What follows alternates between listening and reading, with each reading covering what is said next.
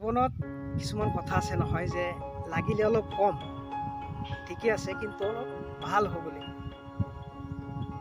ঠিক তেনেকুৱাই আমি বহুতে লাইফত সপোন কৈ পেলাই নিজকে যেতিয়া কিবা এটা ইনকাম পইচা বোলা বস্তু যেতিয়া আমাৰ লাইফত আহি যায়, বহুতে তেতিয়া আমাৰ সপোন পইচাৰ ওপৰত ট্ৰান্সফাৰ কৰাই লওঁ যে মোৰ সপোনটো অহা এটাই আছিলে পইচা ইনকাম কৰা, আৰু সেয়া হৈ গৈ আছে। তেতিয়া আমি এই অলপ চলপ যি মাত্ৰ নাম মাত্ৰ ভাবি থকা সপোন মনৰ ভিতৰত, সেই ভাৱসকলৰ মানুহবোৰ আমি তাতে বিলীন হৈ যাওঁ, নাইকিয়া হৈ যাওঁ।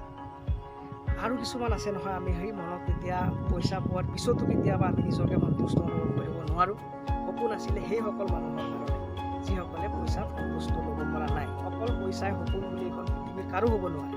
সকলোৱে জানে সকলো বস্তুৰ আঁৰত পইচাই আছে, কিন্তু নিজৰ নিজৰ এক কৰ্ম, নিজৰ নিজৰ এক চেষ্টা, উদ্দেশ্য, ইচ্ছা আছিলে তেনেকুৱা কৰি পেলাই লাইফটো জীৱ বা লাইফটো বাচি থাকিব। কিন্তু তেনেকুৱা কৰিব নোৱাৰাৰ কাৰণ আমি তেতিয়া নিজকে সপোনৰ যি এক পাৱাৰ আছিলে সেয়া আমি বুজি নোপোৱাৰ কাৰণে আমাৰ পইচাতে গৈ পেলাই আমি সপোনক ট্ৰান্সফাৰ কৰি তাতে ৰাখি দিওঁ। সেয়া আছিলে সপোন, পইচাটো। সেয়াটো সকলোৰে, কিন্তু আমি সপোন দেখা সকলে নিশ্চয় আমাৰ সপোনৰ প্ৰতি আমি অৱগত হৈ চেষ্টা চলাই আমি লাইফত এই বস্তু অৰ্জন কৰিব পৰা চেষ্টা আমি নিজকে নিজে বনাই উঠাব লাগিব। অন্যথা কোনেনো আমাক কৰি দিব?